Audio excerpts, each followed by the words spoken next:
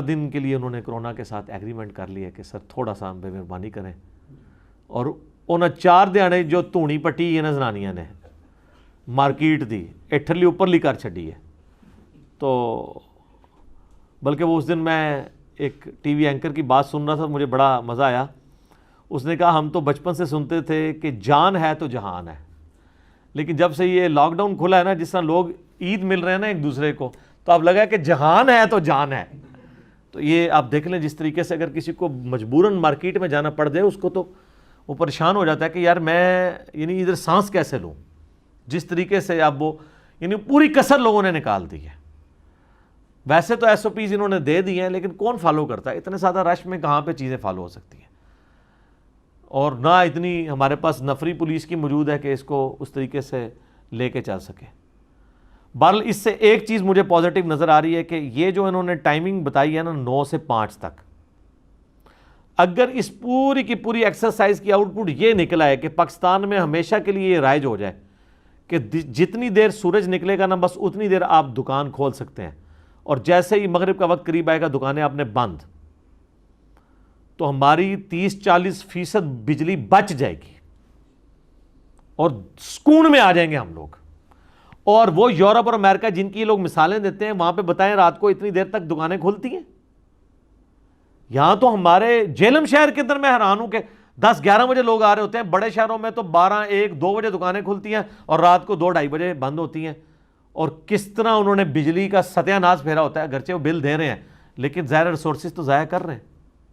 لیکن آپ ملیشیا میں چلے جائیں, ملیشیا میں فجر کی اذانوں کے وقت لوگ کیڑیوں کی طرح نکلے ہوتے ہیں روڈ پہ, کیونکہ ان کے دفتر کے اوقات فجر کے فوراً بعد شروع ہو جاتے ہیں, کالجز, یونیورسٹیز, سکولز فجر کے فوراً بعد شروع.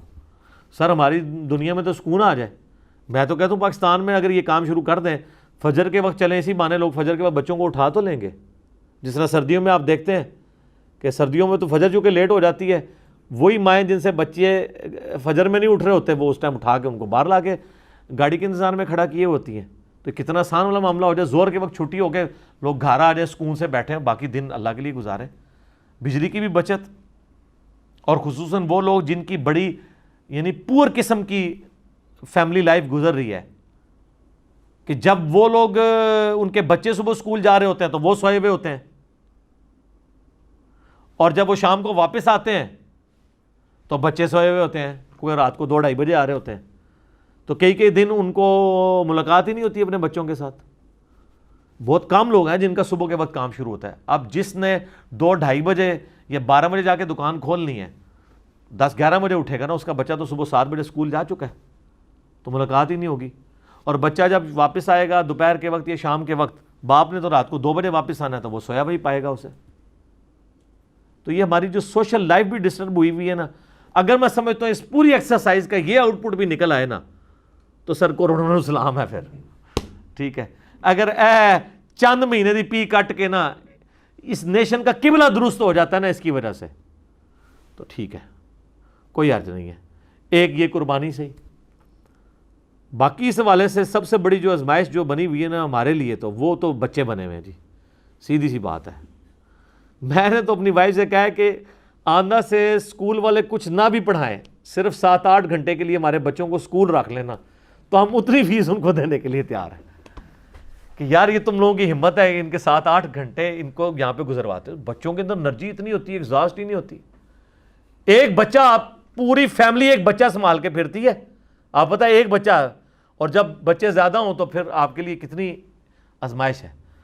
تو اس میں ویسے کئی ایک چیزوں کی قدر آئی ہے ہمیں یہ کرونا والی ایکسرسائز سے. سب سے پہلے مجھے تو اسکول کی قدر آئی ہے کہ اسکول کتنی بڑی نعمت ہے. یعنی پہلے تو ہوتا تھا صحیح پڑھا رہے ہیں, غلط پڑھا رہے ہیں, بھائی کچھ بھی پڑھا رہے ہیں. مہربانی ہے کہ انہوں نے 7-8 گھنٹے جو بچے رکھے ہوئے ہیں نا, گھر میں سکون ہے اس حوالے سے کہ وہ وہاں پہ اپنی انرجی ایگزاسٹ کر کے آتے ہیں, تھکے ٹوٹے آتے ہیں, تو پھر آ کے 2 گھنٹے سے سو جاتے ہیں. آپ تو جناب وہ صبح اٹھتے ہیں ان کو رات کو 12 بجے تک بھی مارتے تو سوتے نہیں ہیں. ٹھیک ہے, ان کو ٹینشن ہی کوئی نہیں. جس طرح چھٹی والے دن جلدی اٹھ جاتے ہیں, تو اب تو ویسے ہی روزانہ ہی چھٹی ہے. اور یہ کہہ رہے ہیں آن لائن پڑھائیں گے. آن لائن کیسے پڑھا سکتے ہیں بچوں کو اتنی ذمہ داری کے ساتھ؟ صبح 8 سے لے کے شام یا دوپہر 2 بجے تک, 4 بجے تک کون بیٹھ سکتا ہے؟ یہ بڑا مشکل کام ہے. یہ قدر آئی ہے. دوسرا, ان خامنوں کو اپنی بیویوں کی قدر آئی ہے کہ انہوں نے اپنی ایکٹیویٹیز آبزرو کی ہیں کہ یار یہ عورتیں گھر میں کتنا کام کرتی ہیں، بندہ ایگزاسٹ ہو جاتا ہے، مرد تو نہیں اتنے کام کر سکتا. اور پھر بچوں کے اس طرح کی ایکٹیویٹیز کے ساتھ تو مرد تو چڑچڑے پن کا شکار ہو جاتے ہیں، لیکن عورتوں میں کتنا صبر ہوتا ہے، وہ بچوں کو ہینڈل کرتی ہیں اس طریقے سے مسکرا کے پیار کے ساتھ. تو یہ چیزیں بھی ہیں. یہ تو ہمارے اس معاشرے کی خوبصورتی ہے سب کانٹیننٹ کے، جہاں پہ فیملی سسٹم ہے. لیکن جہاں پہ فیملی سسٹم ٹوٹ پھوٹ کا شکار ہے، یورپ میں اور امریکہ میں، وہاں پہ بھی ٹوٹلی نہیں ہے، وہاں پہ بھی بڑی لونگ قسم کی فیملیز موجود ہیں، گوروں کے اندر بھی ریگارڈ کرنے والے ایک دوسرے کا. لیکن زیادہ تر تو وہاں پہ خاندانی نظام ٹوٹ پھوٹ کا شکار ہے. وہاں پہ تو کئی مردوں کے ہاتھوں عورتیں قتل ہو گئی ہیں، کئی عورتوں کے ہاتھوں مرد قتل ہو گئے ہیں، کتنی ڈائیورسز ہو گئی ہیں، کیونکہ ظاہر ہے وہ تو چند گھنٹوں کے لیے ایک دوسرے کو برداشت کرتے تھے، اب ان کو اکٹھا رہنا پڑ گیا، ایک دوسرے کے عیوب ان پہ کھلنے شروع ہو گئے ہیں، ایک دوسرے کے مزاج کے ساتھ میچ نہیں کرتے، تو آپس میں وہ جو ہے وہ. بلکہ وہ رات کو میری وائف مجھے ایک وہ دکھا رہی تھی پوسٹ نا، تو اس میں اس کا مفہوم کچھ یوں تھا کہ یہ بھی جو اس طرح کی سچویشن بنی ہے تو کئی لوگوں کے ساتھ یہ مسئلہ بن گیا کہ جانو جو ہے وہ جانور بن چکا ہے. یعنی وہ وائف اپنے خاوند کو اگر جانو کہتی ہے نا تو وہ جانو اب جانور بن چکا ہے، اور کیوٹی جو ہے وہ کتی بن چکی ہے. جس کو پہلے وہ کیوٹی کہتا تھا نا، رومن ہی تھے اسپیلنگ ملتے جلتے ہی بنتے نا. تو سر یہ کرونا میں یہ بھی ہوا ہے کہ کئی جانو جانور بن گئے ہیں اور کئی کیوٹی جو ہیں وہ بن گئی ہیں. تو بہرحال جی اللہ تعالیٰ اس آزمائش سے انسانیت کو نکالے، اس امت کو نکالے. نبی صلی اللہ علیہ وآلہ وسلم کی جو دعائیں ہیں اس امت کے لیے اپنی مبارک زندگی کے اندر ان دعاؤں کا حصہ پوری امت تک پہنچائے. آمین ثم آمین. ٹھیک ہو گئی. جزاکم اللہ خیر.